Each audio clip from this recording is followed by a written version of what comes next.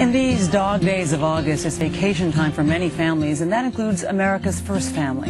The Obamas haven't exactly been loading up the station. When summertime came and the first family took their vacation, DC was deserted except for tourists.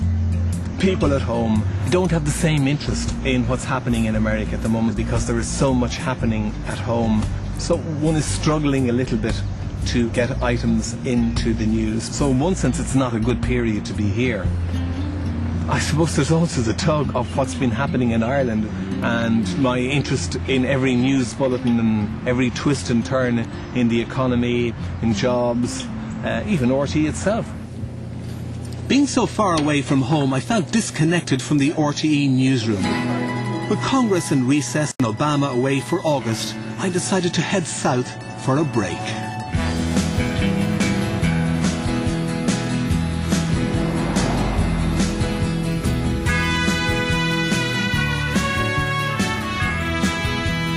I wanted to get a taste for the real American and headed down to a small cowboy town called Bandera in rural Texas. Oh, look at this.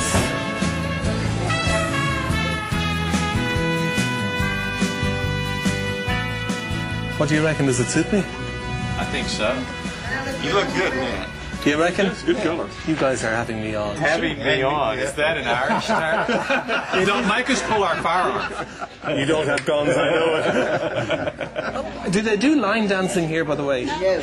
It's two-stepping here, too. Oh, it's two-stepping. What? We like to dance With close. a man. Oh, show me how you do it. Come on. Oh, come on. You know how to dance close.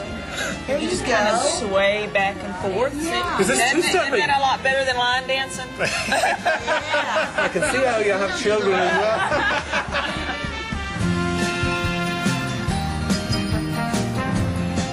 Hey, hello. How you doing? Are you well? Is that chewing tobacco you have? No?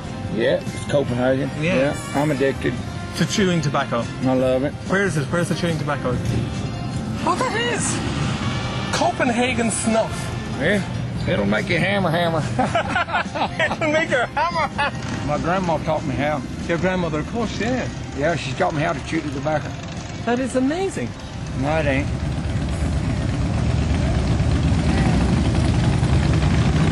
What's the difference between this year and last year? We have a new president. We have a new president.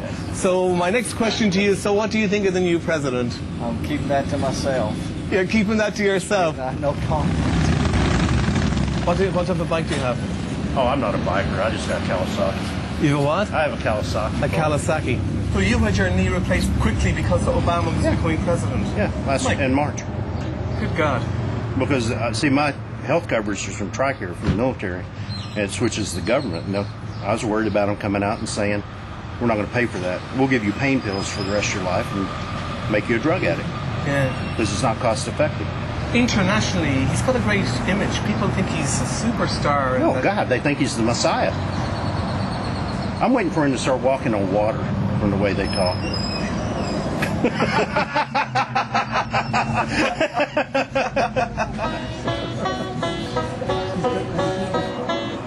What's fascinating for me is it's the contrast, having just come from Washington, D.C., where it's all, you know, lobbyists and politicians and all the hangers-on.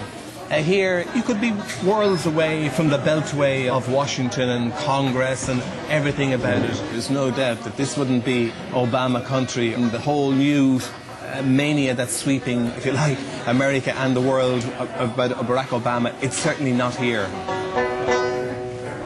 It's an issue that's divided Americans and defied an easy solution. Immigration. For decades now, U.S. policy has focused on the Bullets were flying at the border between California and Mexico. 4 people were injured as federal agents fired shots yesterday. The Mexican border is constantly in the news here, and being so close, I decided to head further south and see it for myself. It's a vast area. Under George W. Bush, the US began building a fence along the border, but the area stretches over 3,000 kilometers and is impossible to seal. People attempt to cross the desert illegally on a daily basis, and many die. I found myself in Sassabee, a dot on the map, right on the border. How many people live here in Sassabee? 12 people live in Sassabee. That's all? That's all. Right on the Mexican border, 95% of the business coming from Mexico. But due to the fact that they have built all these fences and things, our income has been way down. But we're still surviving because we have other people in the area that come. Do you think there's drug trafficking happening all the time around you here? Yes, it is. Oh, yes. And there's not like it used to be, but it is coming. And I'll tell you, I know when that is happening, money starts coming in. And they bring the $100 bills. I say, business must be good. Yeah. Yeah. There's been a lot of shootings along the Mexican border in some of the towns. That's very true. I understand that they have a bunch of people and they wait till the illegals come. And when they get out of their van, they say, "You gonna pay me 800 pesos, each one of you, or else."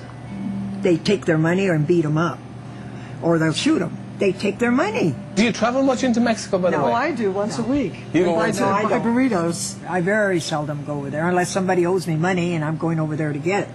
Because I do business over there Do where you? I import firewood and then I sell it in Tucson. And Although the border is a flashpoint for drug smuggling, the biggest issue here is the smuggling of human beings, the hundreds of illegal migrants who risk their lives to make it to the US.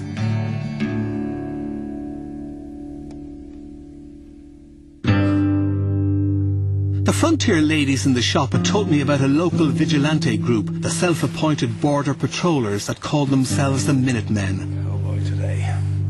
I'd arranged to meet them in a ranch out in the desert. So, I suppose today is going to be scorching. Another 100, 105 in the desert. Maybe more.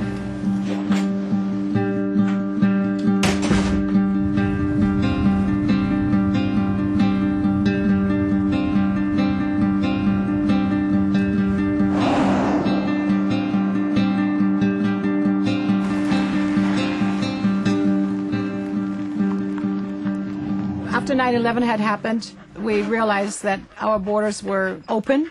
This is our country and we want to take it back. We want to make it safe. And so we started a neighborhood watch group and we would go out on the border every night. And actually after we realized what was coming across, we said this cannot happen. We just have to do something about it.